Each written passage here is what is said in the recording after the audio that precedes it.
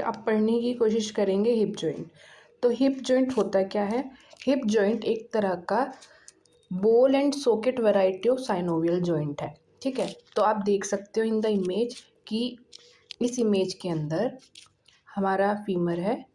ठीक है, फीमर जो है वो थाई की बोन है और उसका हेड जो है वो हमारा क्या बनाता है? बोल। और एसिटाबुलम हमारा सॉकेट बनाता है। एसिटाबुलम को हमने दो पार्ट में डिवाइड करा है। एक वो पार्ट जहाँ पर अटैच हो पाएगी हिप बोन का जो हेड है, लेकिन एक जो बीच वाला पार्ट रह जाता है वो थोड़ा डीप होता है और वहाँ से आर्टिकुलेशन नहीं हो पाता, तो उसको हम बोल देते हैं एसिटाबुलर फोसा। ठीक है, तो बाहर वाले सरफेस को हम बोलते हैं ल्यूनेट सरफेस और जो अंदर वाला है उसे बोलते हैं एसिटाबुलर फोसा।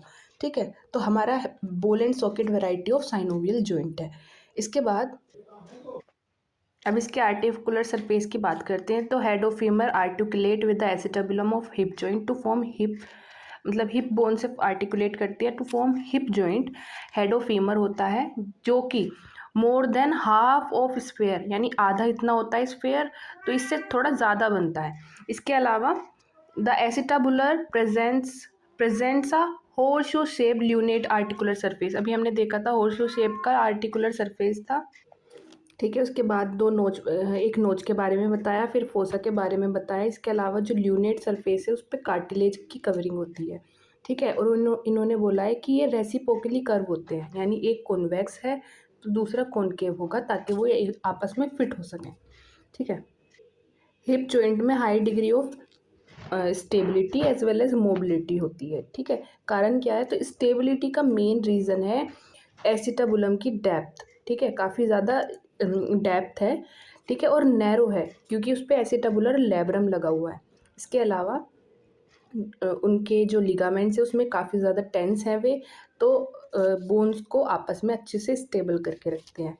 फिर सराउंडिंग मसल्स भी काफ़ी ज़्यादा स्ट्रॉन्ग है। इसके अलावा जो हमारी नेक है, अगर ये हमारा हेड है तो इसकी जो नेक है वो उसकी लेंथ भी ज़्यादा है और ओब्लिक्विटी भी ज़्यादा है, तो इसकी वजह से हमारा क्या होता है? स्टेबिलिटी बनती है। इसके अलावा एटमॉस्फेरिक प्रेशर, क्योंकि इतनी wide range of mobility possible क्यों हो पाई? क्योंकि जो फीमर की नेक है वो नैरो है then the diameter of the head. Head के डायमीटर से जो नेक है वो नैरो है। नैरो होने की वजह से वो ज़्यादा स्टेबिलिटी, मोबिलिटी भी अचीव कर पाता है और स्टेबिलिटी भी मेंटेन करके रखता है। इसके अलावा अगर लिगामेंट्स की बात करेंगे तो सबसे पहले फाइब्रस कैप्सूल जो कि पूरे जॉइंट को कवर करके रखेगा। इसके अलावा इलियो फिमोरल लिगामेंट, प्यूबो फिमोरल लिगामेंट। अगर आपको पता हो तो पेल्विक बोन के 3 पार्ट होते हैं, प्यूबिस, ईशियम एंड इलियम। तो उन्हीं तीनों पार्ट से इनके नाम भी बने हुए हैं, इलियो फिमोरल, प्यूबो फिमोरल एंड ईशियो फिमोरल। ठीक है, इसके अलावा ligament of head of femur जो कि हेड ऑफ फीमर के पास अटैच होता है। ठीक है, इसके अलावा एसिटाबुलम लेब्रम होता है। ठीक है, और ये जो ligament of head of femur है इसको हम लिगामेंटम टीएस भी बोलते हैं, और एसिटाबुलम लेब्रम होता है जो कि हमारे ल्यूनेट सरफेस की रीजन में प्रेजेंट होता है, डेप्थ को इंक्रीज करेगा। इसके अलावा एक ट्रांसवर्स लिगामेंट भी होता है। ठीक है, इस तरीके से प्रेजेंट होता है एसिटाबुलम पर। चलिए अब आगे देखते हैं। तो एक बार रिवाइज कर लेते हैं। पहले कि हमने देखा किस टाइप का जॉइंट है, तो ball and socket, ball and socket joint. ठीक है, बॉल एंड सॉकेट जॉइंट है। ठीक है, इसके बाद हमने देखा कि इसमें जो बॉल है वो कौन सा पार्ट बना रहा है, सॉकेट जो है वो कौन सा पार्ट बना रहा है। इसके बाद हमने देखा इसकी स्टेबिलिटी कैसे बनी हुई है। तो स्टेबिलिटी के लिए हमने कुछ पॉइंट्स देखे थे, जैसे कि ATSLA। ठीक है, ऐसे याद रख सकते हो, या फिर आप ऐसे भी याद रख सकते हो TASLA। ठीक है, T for tension in the ligament, A for acetabulum fossa, उससे क्या था? उसकी डेप्थ। ठीक है, TAS, S for strength of surrounding muscles, L for length and obliquity of neck की ओब्लिगिटी और एटमॉस्फेरिक प्रेशर लास्ट। एक बार और रिवाइज करेंगे। So TASLA, Tesla.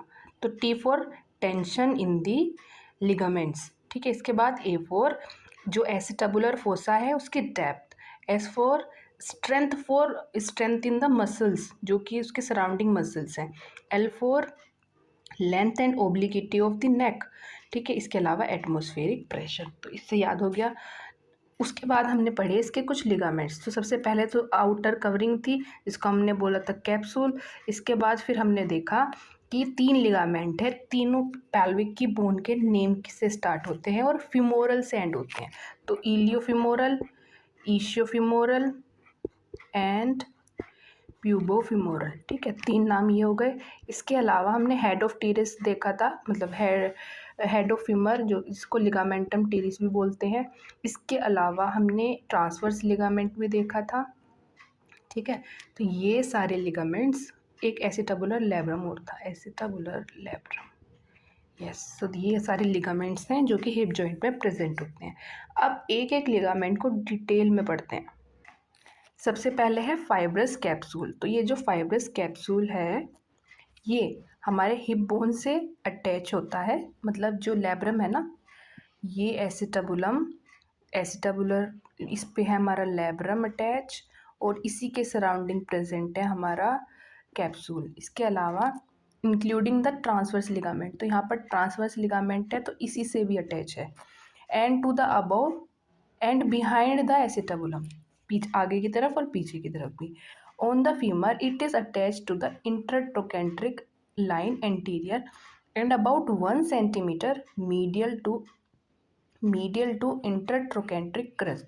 तो अगर आपको पता हो तो ये हमारी अगर फीमर है, ठीक है, तो फीमर के जो आगे की तरफ इंटरट्रोकेंट्रिक लाइन है तो इससे अटैच है आगे की तरफ, तो और पीछे की तरफ भी ऐसे ही एक क्रस्ट प्रेजेंट होती है इंटरट्रोकेंट्रिक क्रस्ट जो कि ग्रेटर ट्रोकेंटर और लेसर ट्रोकेंटर के बीच में होती है। तो उसके 1 सेंटीमीटर आगे जाके ये अटैच होती है पोस्टीरियरली, ठीक है। तो इस तरीके से ये अटैच है और अटैच करने के बाद एसिटाबुलम में हमने पढ़ लिया ये कैप्सूल। अब इस कैप्सूल के बारे में पढ़ते हैं। कैप्सूल थिक है, फर्मली अटैच है,